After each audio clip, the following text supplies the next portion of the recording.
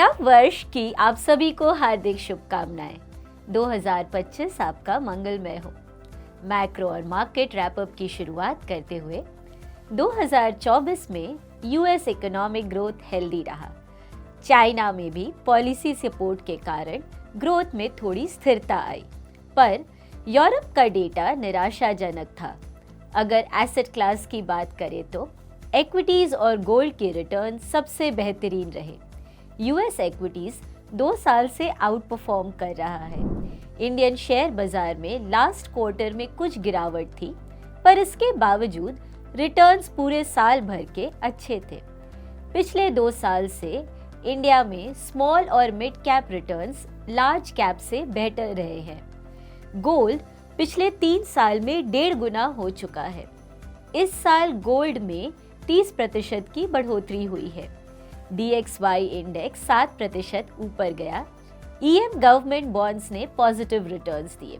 वहीं दूसरी ओर rate cutting cycle शुरू होने के बावजूद भी डेवलप मार्केट बॉन्ड्स का यह चौथा निराशाजनक साल था। ब्रेंट क्रूड प्राइसेस 2024 में कम हुए। जियोपॉलिटिकल टेंशन्स के बावजूद भी एक स्ट्रॉन्ग डिमांड के अभाव के कारण एनर्जी प्राइसेस कंट्रोल में हैं। 3 साल के पॉजिटिव रिटर्न्स के बाद इंडस्ट्रियल मेटल्स ने भी नेगेटिव रिटर्न्स दिए।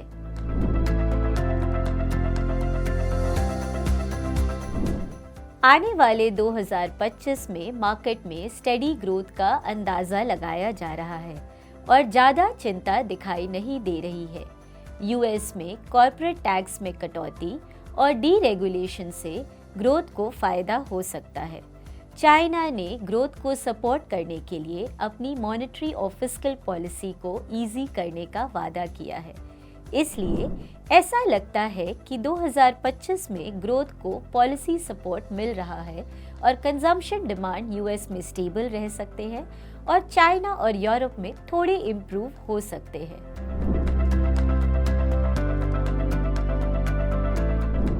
लेकिन दुनिया भर की महंगाई एक कॉम्प्लेक्स और अनसर्टेन तस्वीर दिखाती है। 2024 के मध्य से इन्फ्लेशन में और गिरावट नहीं आ रही है। यूएस में गुड्स के दाम में डिसइन्फ्लेशन अब रुक गया है। 2025 में टैरिफ्स का इन्फ्लेशन पर प्रभाव आ सकता है। इमिग्रेशन पॉलिसीज से लेबर मार्केट टाइट हो सकते हैं। यूरोप में फिस्कल पॉलिसीज थोड़ी रिस्ट्रिक्टिव है, लेकिन गैस के दाम थोड़े बढ़ रहे हैं। मिडिल ईस्ट में चल रहे जियोपॉलिटिकल इंस्टेबिलिटी के बावजूद ऑयल के दाम स्टेबल रहे हैं। खाने के दाम खास तौर पर कॉफ़ी और कोकोआ जैसे कमोडिटीज़ के दुनिया भर में बढ़ गए हैं। हम ग्लोबल फूड प्राइसेस को ध्यान से देख रहे हैं, क्योंकि खास तौर पर इमर्जिंग मार्केट्स में जहां कंज्यूमर CPI इंडेक्स में उसका एक बड़ा हिस्सा होता है। समरी में डिसइन्फ्लेशन दुनिया भर में थम सा गया है और इन्फ्लेशन के लेवल्स अभी भी पैंडेमिक से पहले से लेवल से थोड़े ज़्यादा है। इन्फ्लेशन की राह हर रीजन में अलग है और ज़्यादा चांसेस है कि इन्फ्लेशन का रिस्क 2025 तक बना रहे। ग्लोबल मॉनेटरी ईजिंग का साइकिल शुरू हो गया है और उम्मीद है कि ये 2025 में भी जारी रहेगा। लेकिन इसके बाद भी फिक्स्ड इनकम एसेट्स में जो पॉजिटिव रिएक्शन होना चाहिए वो अभी तक नज़र नहीं आ रहा है। पॉलिसी के मामले में 2024 का एंड बिल्कुल 2023 के ऑपोजिट रहा। दिसंबर 2023 में फेड चेयर ने अपनी 2024 की गाइडेंस में 2 और कट्स ऐड कर दिए थे और मार्केट रेट कट्स प्राइस करने में थोड़ा और अग्रेसिव हो गया था। अंत में 2024 में 4 रेट कट्स ही आए, पर सितंबर पॉलिसी में यूएस फेड ने 2025 में इस बार 4 रेट कट्स को ऐड किए, पर दिसंबर 2024 आते आते वह एक्सपेक्टेशन सिर्फ 2 रेट कट का रह गया। मार्केट अब फेड के डॉट प्लॉट के साथ सिंक हो गया है। यूं कहें तो 2025 की स्टार्टिंग काफ़ी मॉडेस्ट है, पर फिर भी नेगेटिव सरप्राइजेस हो सकते हैं। अगर नए यूएस एडमिनिस्ट्रेशन की पॉलिसी मिक्स ऐसी हो जो फेड्स को अपने रेट्स को हाई मेंटेन करने पर मजबूर करे, तो हो सकता है कि अन्य सेंट्रल बैंक्स को भी वही दिशा फॉलो करना पड़ेगा, खास करके जब उनके करेंसी पर एक डेप्रिसिएशन प्रेशर भी हो। अब सबकी नज़र यूएस पॉलिसीज पर है।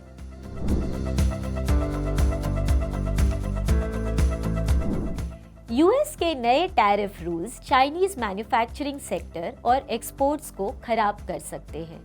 चाइना को अपना एक्सपोर्ट्स अन्य देशों में डाइवर्सिफाई करना पड़ेगा। अगर एक्सपोर्ट्स में रिस्क दिख रहा है तो चाइना को अपना डोमेस्टिक डिमांड स्ट्रॉन्ग करना पड़ेगा।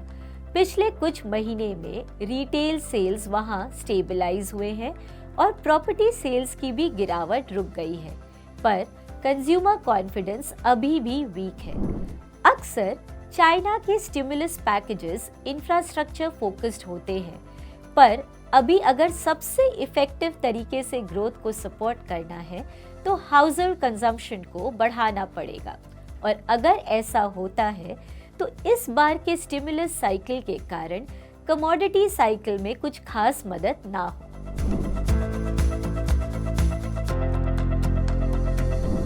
भारत में फर्स्ट हाफ FY25 में इकोनॉमिक ग्रोथ थोड़े मॉडरेट हुए।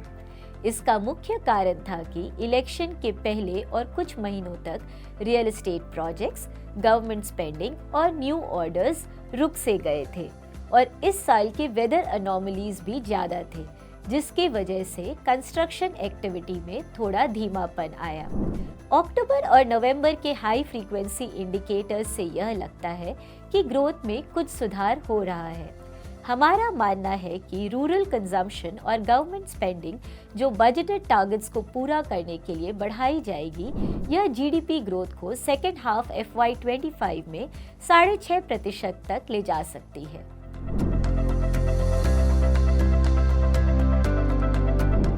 FY26 में हम एक्सपेक्ट कर रहे हैं कि मॉनेटरी और फिस्कल पॉलिसी दोनों अपना फोकस ग्रोथ पर थोड़ा बढ़ा सकते हैं।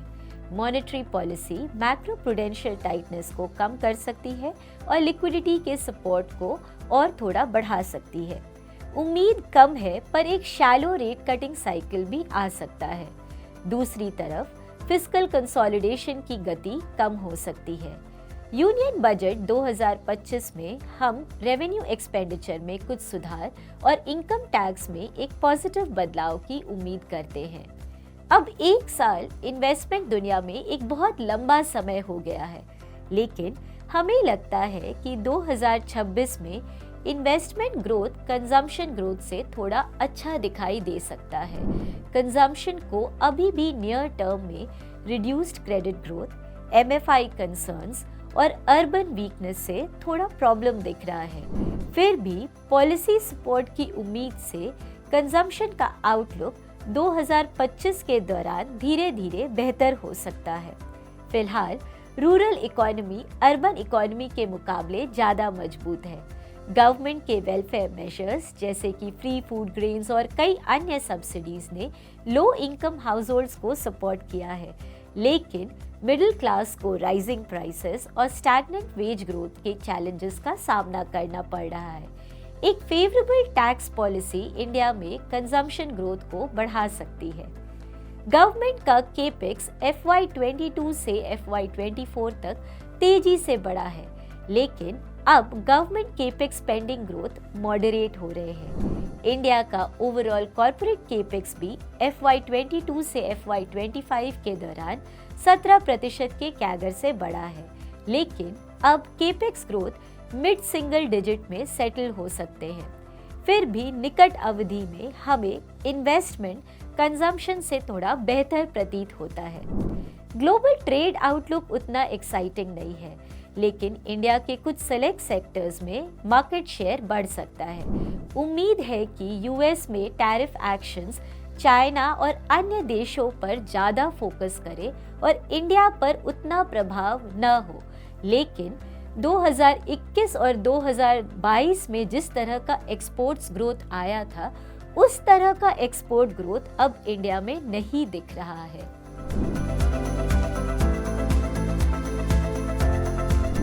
रुपया 2024 में लगभग 2.5% गिर गया है। डॉलर की मजबूती, ट्रंप की प्रॉमिसेस की वजह से ईएम देशों में एफआईआई का इंथुजियाज्म कम हो रहा है। यह प्रॉब्लम इंडिया के बेसिक बैलेंस के खराब होने से थोड़ा और बढ़ गया है। इंडिया का एक्सटर्नल अकाउंट अब कंफर्ट से कॉशन की तरफ थोड़ा शिफ्ट हो गया है और सबसे बड़ा रीज़न यह है कि नेट एफडीआई में स्लो डाउन आ गया है, जो कि रिड्यूस्ड फ्रेश इनफ्लो और रिपैट्रिएशन में शार्प जंप दोनों की वजह से है। FY25 में बढ़ते हुए गोल्ड इंपोर्ट्स ने ट्रेड डेफिसिट को और बढ़ाया। फिर भी करंट अकाउंट डेफिसिट मॉडेस्ट रहा, जो स्ट्रॉन्ग सर्विसेज एक्सपोर्ट्स और रेमिटेंसेस से सपोर्ट हो रहा है। लेकिन रिड्यूस्ड एफडीआई के साथ, जो एक स्टिकियर फॉर्म ऑफ कैपिटल है, एफआईआई इनफ्लो पर डिपेंडेंस बढ़ जाता है। इसलिए जब तक इन्वेस्टर्स ट्रंप की प्रॉमिसेस में इन्वेस्ट करते रहेंगे और डॉलर को पसंद करते रहेंगे, रुपए पे एक डेप्रिसिएशन का प्रेशर बना रहेगा। एफएक्स रिजर्व्स भी डिप हो चुका है, इसलिए आरबीआई भी रुपया को थोड़ा डेप्रिशिएट करना अलाउ कर रही है। लॉजिकल तौर पर आप यह मान सकते हैं कि डॉलर रैली खत्म होनी चाहिए और ज़्यादातर नए साल आते आते यह हो सकता है। लेकिन एक एलिवेटेड फॉरवर्ड बुक को देखते हुए रुपए के लिए कॉशन अभी भी बरकरार है।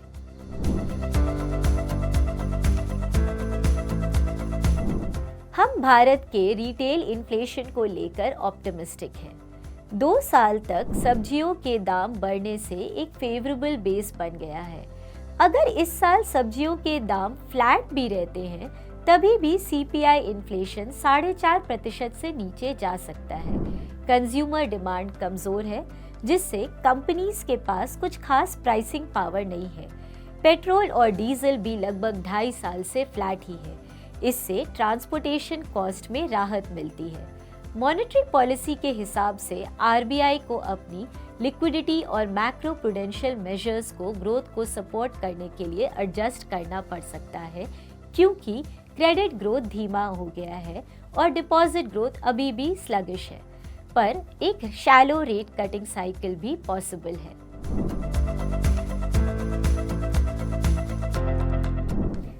ओवरऑल अभी के मैक्रो डायनामिक्स इंडियन बॉन्ड्स के लिए पॉजिटिव है। फिक्स्ड इनकम यील्ड्स अक्रॉस टेनर्स आगे चलकर हाई रियल रिटर्न्स की विजिबिलिटी दिखा रहे हैं, जो एस्टिमेटेड फॉरवर्ड लुकिंग इन्फ्लेशन पर बेस्ड है। पोर्टफोलियो डाइवर्सिफिकेशन के अलावा एब्सोल्यूट यील्ड्स, जो mainly shorter end of the curve में अवेलेबल है, वो काफ़ी अट्रैक्टिव है और हाई कैरी और पॉसिबल रोल डाउन के साथ साथ सभी वैल्यूएशन के मेट्रिसेस जैसे कि real returns, short term bond spreads etcetera अभी भी काफ़ी कंपेलिंग है। हमें लगता है कि इंडिया में एक ईजिंग मॉनेटरी साइकिल में हम एंटर कर रहे हैं। इंडिया का ओवरऑल फिस्कल डायरेक्शन भी पॉजिटिव की तरफ ही बना हुआ है।